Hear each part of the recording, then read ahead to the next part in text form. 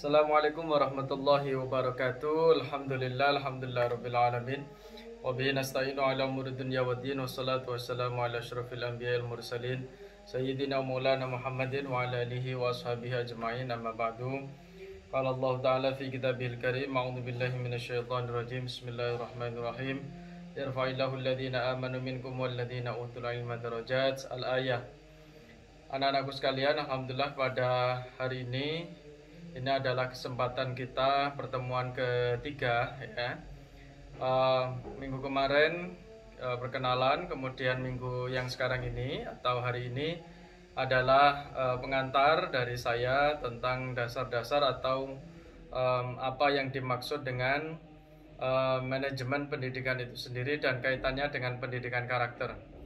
Oleh karena itu, sebelum kita mulai, marilah kita bersama membaca Ummul Quran untuk menambah keberkahan. Al-Hadina Sholli Al-Fatihah. A'udzubillahi minasyaitonirrajim. Bismillahirrahmanirrahim. Alhamdulillahirabbil alamin. Arrahmanirrahim. Maliki yaumiddin. Iyyaka na'budu wa iyyaka nasta'in. Ihdinas siratal mustaqim. Shiratal ladzina an'amta 'alaihim ghairil maghdubi 'alaihim waladdallin. Amin. Anak-anakku sekalian, para mahasiswa, insyaallah pada semester kali ini kita akan menggunakan buku yang berjudul Manajemen Pendidikan Karakter di Sekolah, karangan dari Agus Wibowo. Bukunya seperti ini ya, mungkin dari layar kalian, kalau dari saya terbalik ini tulisannya ya. Bagi yang belum mendapatkan bukunya, segera membeli di Shopee atau di toko online yang lainnya, insya Allah ada ya. Baik, langsung saja. Pada semester kali ini kita sebagai seorang calon pendidik ya, yang insya Allah kedepannya nanti kita tidak jauh dari profesi kependidikan. Itu sangat penting bagi kita untuk mengetahui manajemen sebuah pendidikan. Manajemen sendiri dari kata bahasa Inggris yang artinya manage ya, yang artinya mengatur. Apa yang diatur? Banyak sekali yang diatur ya, banyak sekali unsur-unsur atau aspek manajemen dalam lingkup pendidikan. Yang pertama yang tentunya adalah mengatur tentang lembaga pendidikan itu sendiri ya, seperti lembaga pendidikan itu ya seperti sekolahan atau pesantren atau lembaga pendidikan sosial yang lainnya atau pendidikan alternatif ya, atau kampus dan sebagainya. Itu adalah sebuah lembaga. Nah, tentu di lembaga itu banyak sekali orang-orang yang terlibat ya. Nah, orang-orang ini disebut dengan sumber daya manusia. SDM ini juga perlu diatur sedemikian rupa agar memiliki kualitas yang baik. Nah, di samping mengatur lembaga pendidikan, juga mengatur tentang kurikulum atau kontennya seperti apa. Ini kaitannya dengan kurikulum itu kebijakan nasional. Ada yang kebijakan nasional, ada kurikulum yang kita kembangkan sendiri di lembaganya masing-masing alias kurikulum yang independen. Jadi tidak semua kurikulum itu harus mengacu kepada pemerintah. Kita sebagai seorang guru itu juga berhak atau mempunyai kesempatan untuk menyusun manajemen kurikulum itu sendiri. Jadi ada manajemen lembaga, ada manajemen kurikulum ya. Dan kemudian ada manajemen tentang administrasi di lembaga pendidikan itu sendiri. Kemudian yang keempat adalah manajemen terkait dengan sumber daya manusia, yakni tentang pimpinan, guru, dan staf, dan murid-murid ya. Bagaimana kita mengoptimalkan orang-orang atau person-person yang ada di dalam sekolahan itu.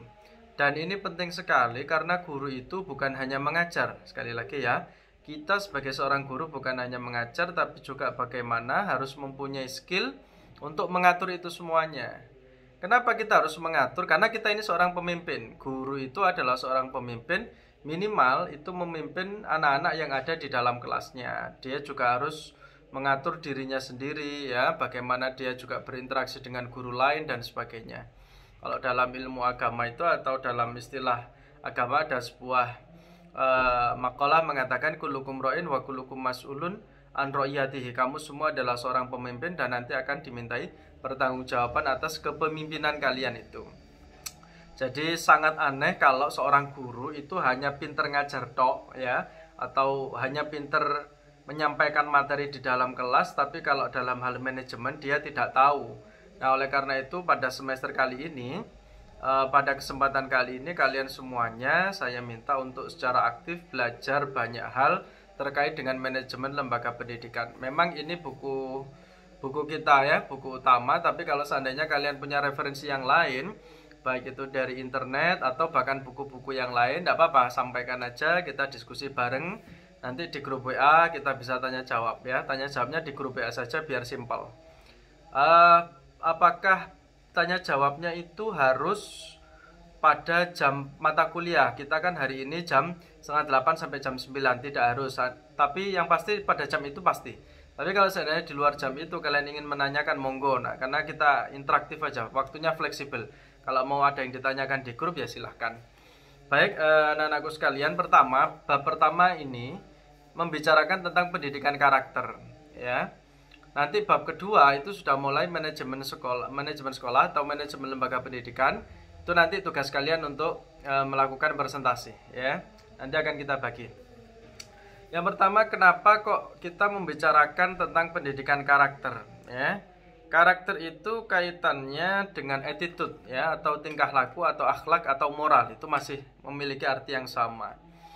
Ada sebuah keprihatinan bersama bahwa pada masa sekarang ini dan masa-masa yang lalu terjadi degradasi. Degradasi itu artinya dekadensi. Dekadensi itu artinya penurunan karakter atau kualitas akhlak para peserta didik. Kenapa demikian? Ini bisa jadi anak-anak sangat-sangat jauh dari nilai-nilai moral, yakni nilai-nilai ajaran agama. Jadi pendidikan karakter itu sebenarnya dari agama kemudian diturunkan secara akademik menjadi pendidikan karakter. Nah, inilah kemudian para pakar pendidikan itu menarik kembali tema tentang pendidikan karakter. Kalau dulu kita tidak terlalu memperhatikan tentang konsep pendidikan karakter. Contoh paling gampang, menerobos lalu lintas ya, ketika lampu merah diterobos, kemudian tidak antri dan sebagainya ketika dalam antrian, menerobos, kemudian mengambil hak orang lain. Nah, ini kaitannya dengan pendidikan karakter. Ya, kenapa bangsa kita ini, orang-orang kita ini kebanyakan kok seperti itu. Belum lagi kenakalan-kenakalan remaja ya, seperti tawuran, kemudian penyalahgunaan obat-obatan terlarang, kemudian nanti kalau sudah jadi menteri korupsi dan sebagainya. Nah, ini value atau nilai-nilai tentang karakter tentu di situ tidak ada. Nah, kemudian kalau zaman dulu itu ya, karakter itu sangat diperhatikan betul ya, terutama oleh tokoh pendidikan yang bernama Ki Hajar Dewantara ya. Bagaimana beliau itu memberikan pendidikan karakter yang luar biasa kepada murid-muridnya. Bukan hanya Ki Hajar Dewantara, tapi juga ada Ki Haji Hasyim Asy'ari, kemudian Ki Haji Ahmad Dahlan dan sebagainya. Beliau-beliau itu memberikan contoh yang baik. Jadi guru itu bukan hanya ngajar, tapi juga memberikan contoh yang baik, digugulan, ditiru. Itu singkatan dari guru. Jadi memberikan uswah hasanah atau qudwah hasanah. Nah, dari gemblengan beliau-beliau tadi itu, maka lahirlah peserta didik yang paripurna, yang insan kamil. Bukan hanya cerdas kognitifnya ya, bukan hanya pinter otaknya atau akalnya saja, tapi juga sikapnya, afektifnya, akhlaknya juga baik, dan juga perbuatannya atau psikomotorik ya. Jadi 3 itu. Jadi indikator keberhasilan pendidikan itu adalah diantaranya itu adalah sikapnya baik, afektif ya, afektifnya baik, kemudian perbuatannya atau psikomotoriknya baik, dan juga kognitif. Kognitif ini terkait dengan intelijensinya. Kalau di sekolah itu ya biasanya nilainya api, rapotnya bagus, nilainya bagus. Nah, itu kognitif.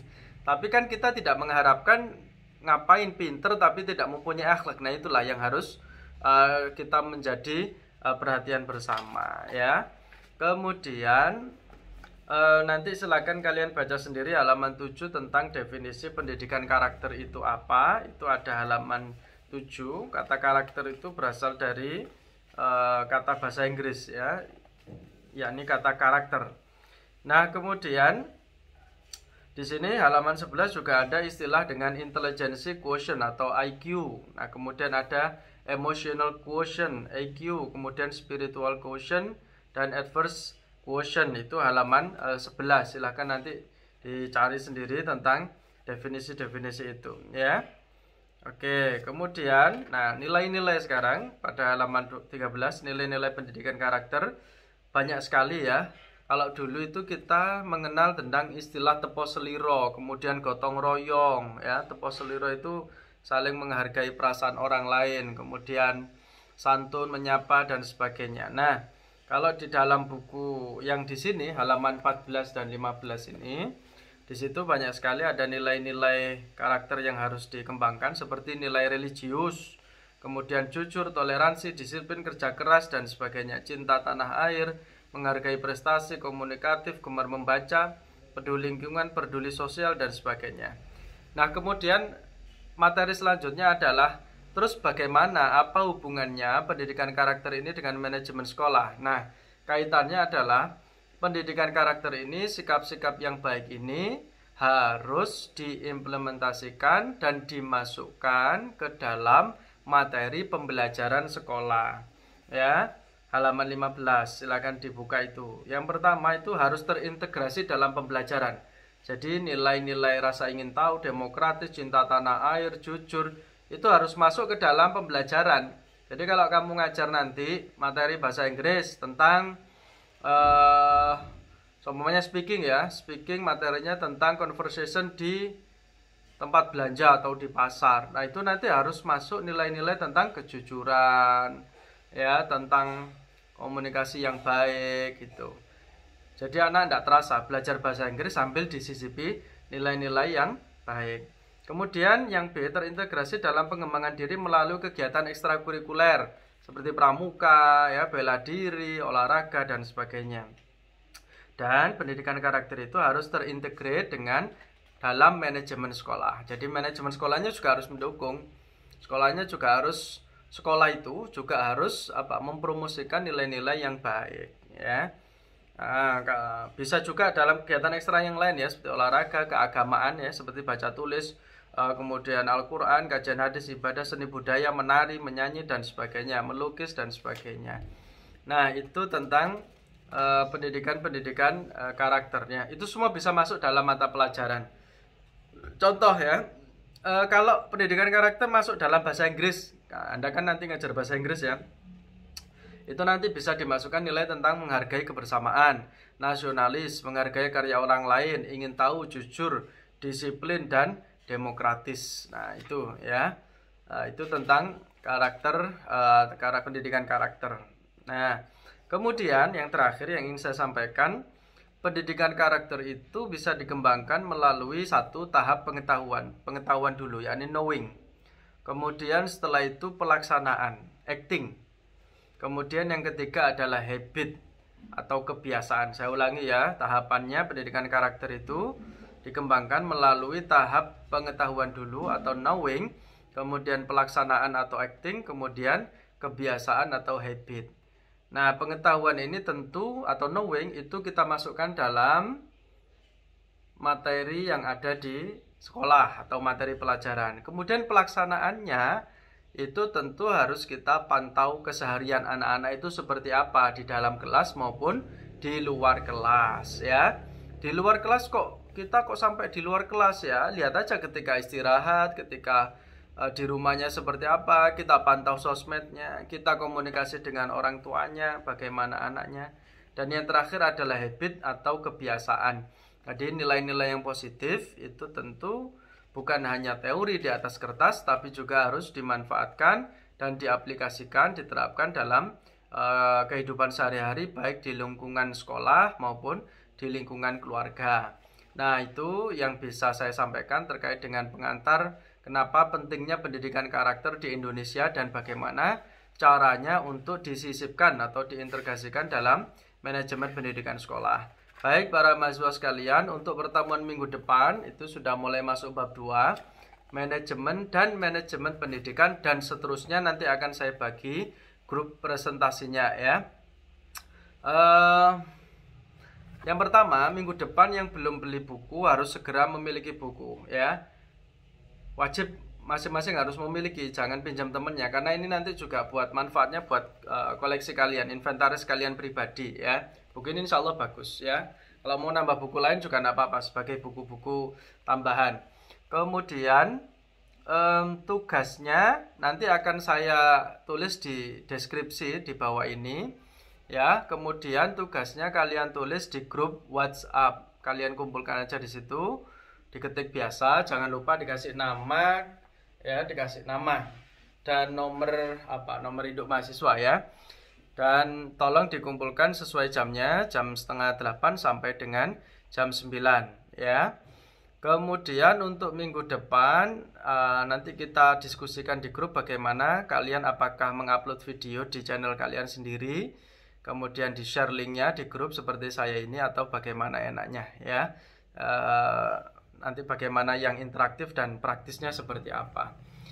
Saya kira itu ya. Nanti akan saya bagikan jadwal presentasinya. Begini aja ya, saya hanya ngasih minggu-minggunya saja sama judulnya terkait dengan siapa yang presentasi, besok siapa, besoknya lagi siapa. Kalian atur sendiri, terserah kalian ya. Do you understand? Ya, kalian atur sendiri lah. Pokoknya yang penting semuanya mendapatkan giliran yang sama rata ya. Saya kira itu, terima kasih, thank you very much and good luck. Marilah kita tutup dengan baca Alhamdulillah, Alhamdulillahirabbil alamin. Assalamualaikum warahmatullahi wabarakatuh.